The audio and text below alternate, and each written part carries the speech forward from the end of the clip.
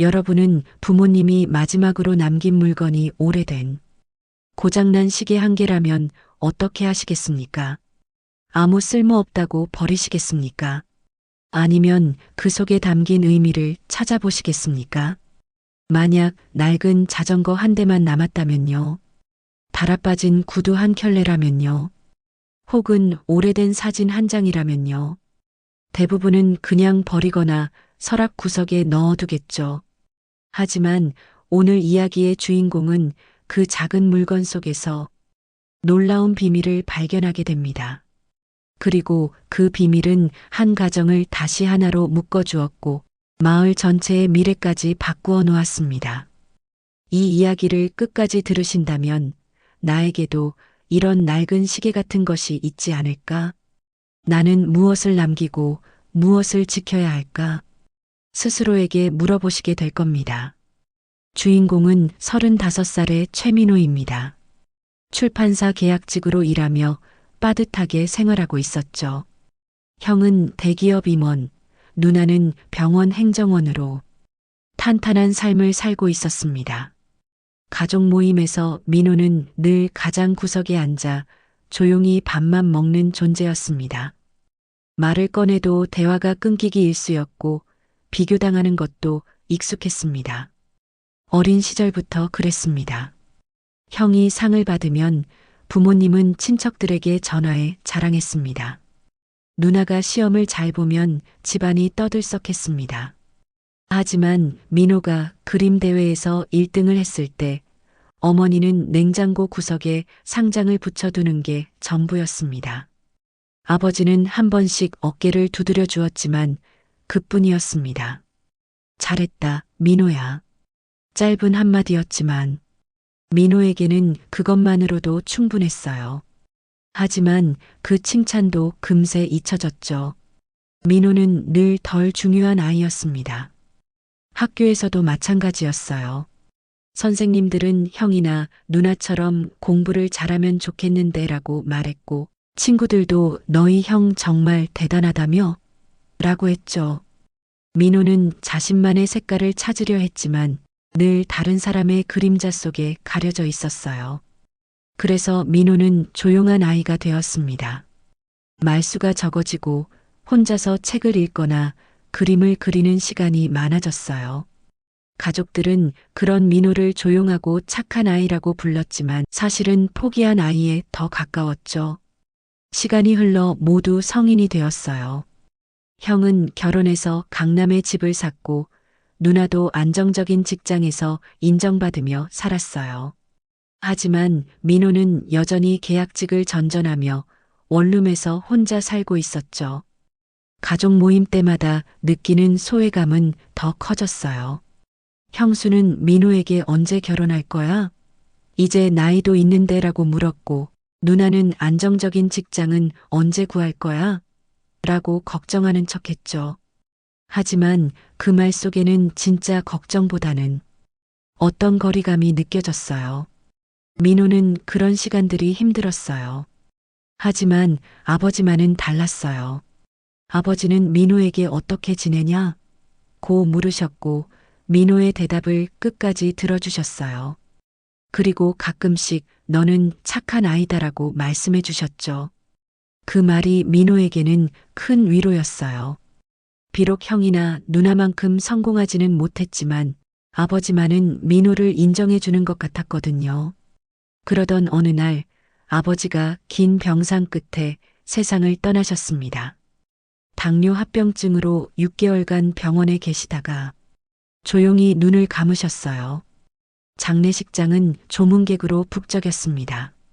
아버지는 지역에서 존경받는 분이셨거든요. 하지만 위로는 주로 형과 누나에게 쏠렸습니다. 큰아들이 고생이 많겠네요. 딸이 있으니 든든하겠어요. 같은 말들이었죠. 민호는 영정 앞에서 홀로 눈물을 삼켰습니다. 아무도 민호에게 고생했다거나 힘내라는 말을 해주지 않았어요. 마치 민호는 그냥 거기에 있는 사람 정도였죠. 장례가 끝난 뒤 변호사 사무실에서 유산 분배가 발표되었습니다. 형은 강남의 아파트 한 채를 받았어요. 시가 15억 정도 되는 곳이었죠. 누나는 번화가 상가 건물을 받았어요. 월세만으로도 충분히 살 수 있는 규모였고요. 그리고 민호에게는 멈춰선 낡은 회중시계 한 개. 변호사가 그 시계를 민호 앞에 놓았을 때 잠깐 침묵이 흘렀어요. 형과 누나는 서로 눈짓을 주고받았고 형수는 입을 가리고 웃음을 참았어요. 형수는 비웃듯 말했습니다. 그래도 뭐라도 받았네. 빈손은 아니잖아. 그 말은 민호의 가슴을 깊게 베었습니다. 누나는 덧붙였습니다. 미혼이니까 저 정도면 충분하지 않아? 어차피 집도 필요 없고. 어머니조차 조용히 고개를 돌리며 말했습니다. 그리 대접해 준 것만도 감사해야지. 아버지가 널 생각해서 뭔가는 남겨주신 거잖니. 민호는 말이 나오지 않았습니다. 손바닥에 쥔 시계가 차갑게 느껴졌어요. 무게감은 있었지만 작동하지도 않는 낡은 시계. 그게 자신의 몫이라니. 하지만 누구도 그 시계에 관심을 두지 않았습니다. 형은 부동산 등기 서류를 챙기느라 바빴고 누나는 상가 관리에 대해 변호사와 상담했어요. 민호만 혼자 낡은 시계를 들여다보고 있었죠. 그날 밤 민호는 원룸으로 돌아와 시계를 책상 위에 올려놓고 한참을 바라봤어요. 이게 아버지가 내게 남긴 전부구나. 서운함과 동시에 뭔가 이상한 느낌도 들었어요. 아버지가 왜 하필 이 시계를 자신에게 남겼을까? 며칠 뒤 비가 억수같이 쏟아지던 밤이었습니다. 민호는 아버지가 생전에 살던 고향집에 홀로 앉아 있었습니다. 집 정리를 위해 내려온 길이었어요. 형과 누나는 너 혼자 해도 되지? 라고 하면서 오지 않았거든요. 낡은 시계를 만지작거리며 한숨을 쉬었죠. 정말 작동하지 않는 시계였어요. 침은 6시 30분에 멈춰 있었고 태엽을 아무리 돌려도 움직이지 않았어요. 그 순간 번개가 번쩍하며 방 안을 환하게 비쳤습니다. 그때 시계 뒷면이 번개빛에 반짝이며 희미한 글씨가 드러났습니다. 5번째 종소리가 울릴 때 서쪽 벽돌 아래를 보라. 민호는 눈을 비볐습니다.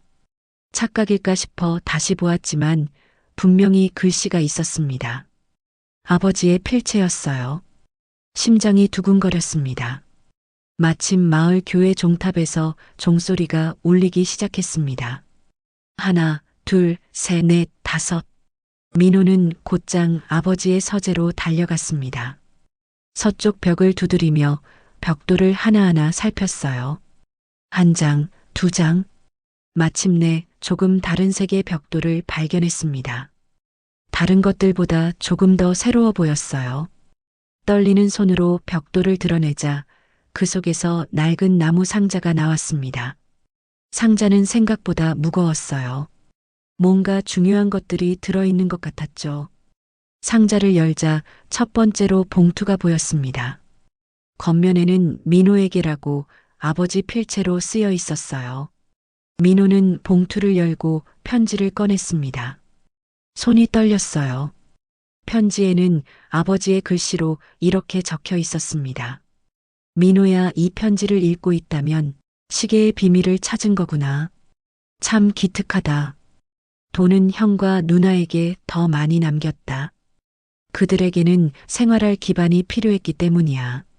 하지만 너에게는 다른 것을 남기고 싶었다. 바로 책임을 말이야. 이 상자 안에 있는 땅 문서를 보거라. 이 땅은 오래전 사고로 목숨을 잃은 10명의 사람들을 위해 약속한 땅이다. 마을에 꼭 필요한 공간을 만들겠다고 나는 그들의 가족에게 약속했다. 하지만 바쁜 세상살이에 쫓겨 그 약속을 제대로 지키지 못했다. 이제 내가 이어가야 한다. 너만이 할 수 있는 일이야. 내가 어릴 때부터 지켜보았다. 형과 누나는 성공하는 법을 알고 있지만 너는 사람의 마음을 아는 아이였다. 그림 대회에서 상을 받은 날 내가 그린 그림을 기억하느냐? 혼자 있는 할아버지에게 아이가 책을 읽어드리는 그림이었지. 그때 알았다. 내가 진짜 어른이 되었을 때 무엇을 할 사람인지를. 이 시계는 우리 집안의 가부다. 증조 할아버지 때부터 내려온 것이야. 하지만 단순한 물건이 아니라 다음 세대에게 책임을 전하는 상징이었다. 이제 그 책임이 너에게 넘어갔다. 힘들겠지만 너라면 할 수 있을 것이라 믿는다. 사랑한다. 민호야, 항상 내가 자랑스러웠다. 정말 가슴이 먹먹해지는 편지였어요. 가족이라는 게 참 복잡하고도 소중한 것 같아요. 이런 이야기들이 더 많은 분들께 위로가 되었으면 해서 좋아요 및 구독으로 응원해 주시면 정말 감사하겠습니다. 그럼 다시 민호의 이야기로 돌아가 볼게요. 민호는 편지를 읽고 또 읽었어요. 눈물이 주르륵 흘러내렸죠. 아버지가 자신을 이렇게 생각하고 계셨다니. 편지 옆에는 낡은 땅 문서가 있었습니다. 그 땅은 이미 문을 닫은 초등학교 부지였어요. 지금은 잡초가 무성한 황무지에 불과했지만 아버지는 분명 거기에 특별한 뜻을 두고 있었던 것입니다. 문서를 자세히 보니 더 놀라운 사실이 있었어요. 그 학교 부지에서 20년 전에 스쿨버스 사고가 있었던 거예요.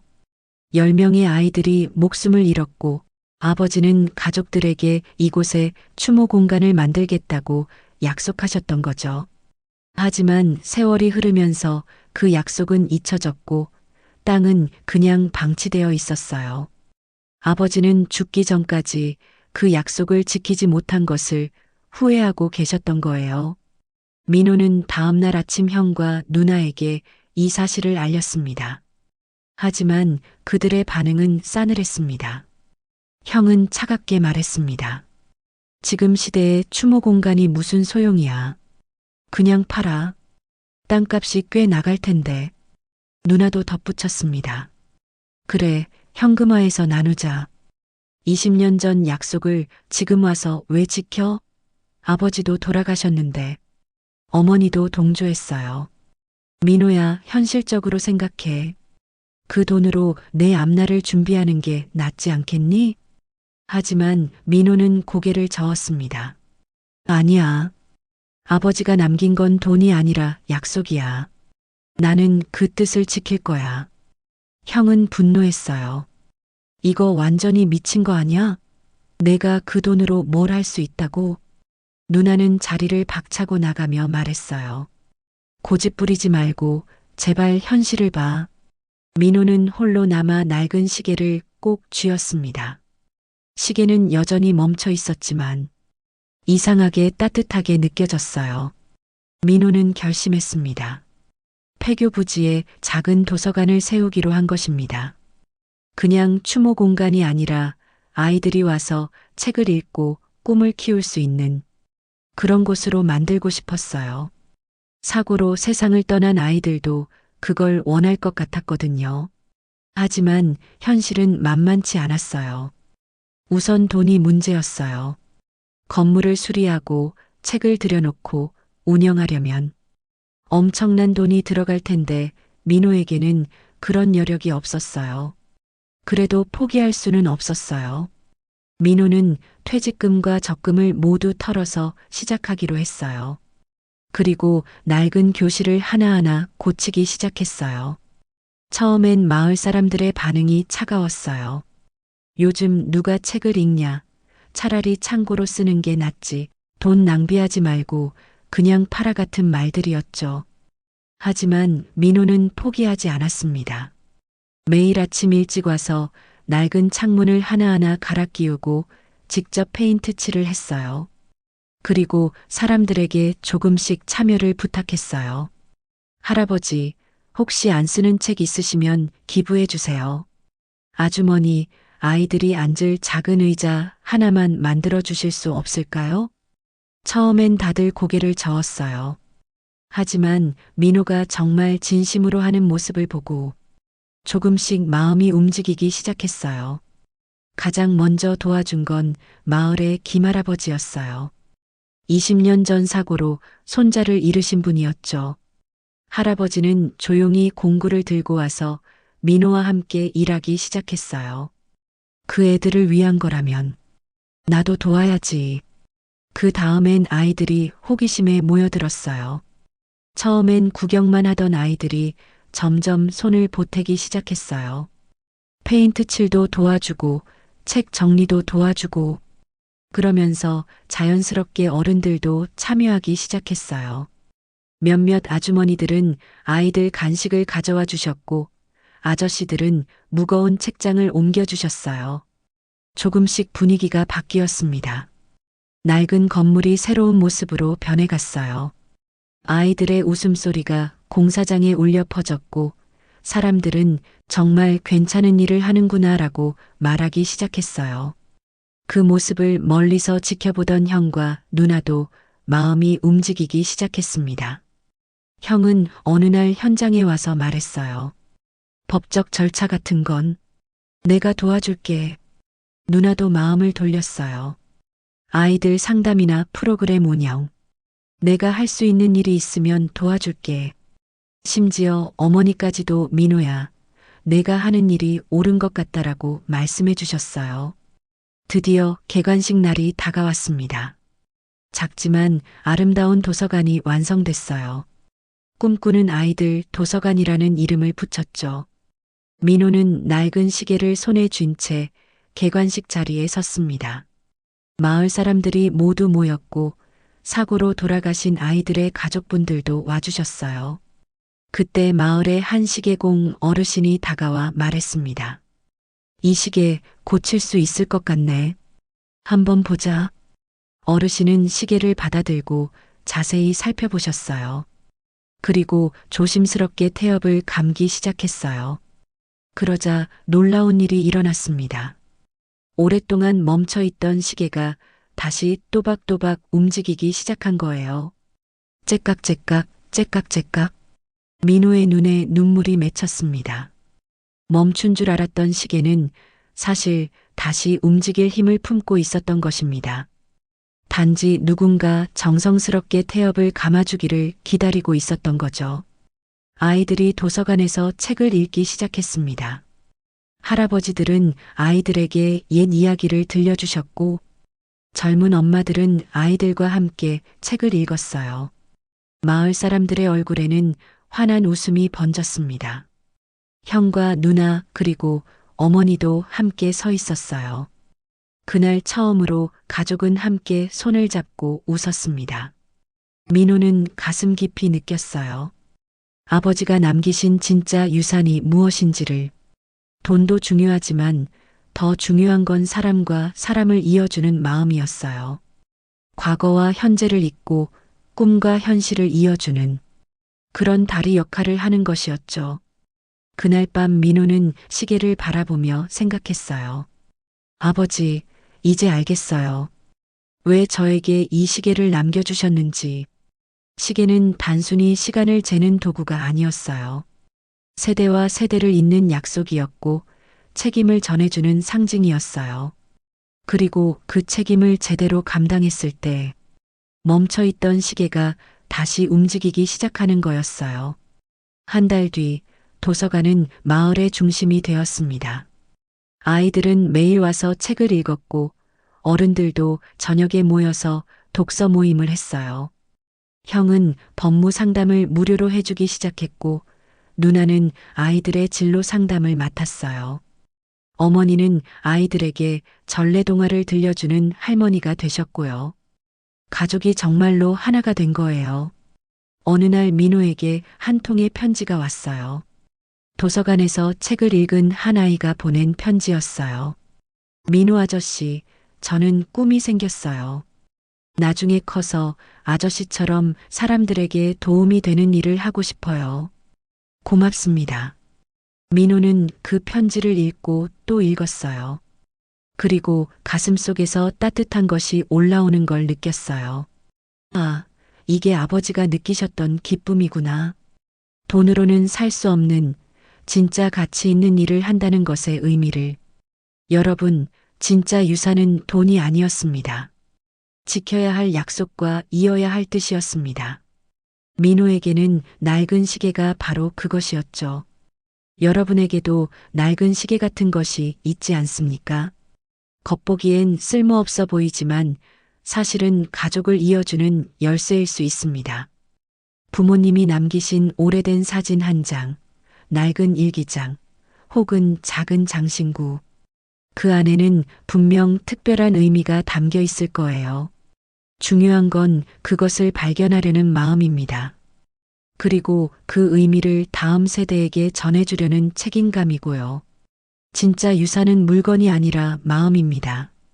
낡은 시계가 멈춘 순간부터 다시 시작된 것은 바로 가족의 사랑이었습니다. 그리고 그 사랑은 이제 마을 전체로, 아이들의 꿈으로, 더 넓은 세상으로 이어져 가고 있답니다.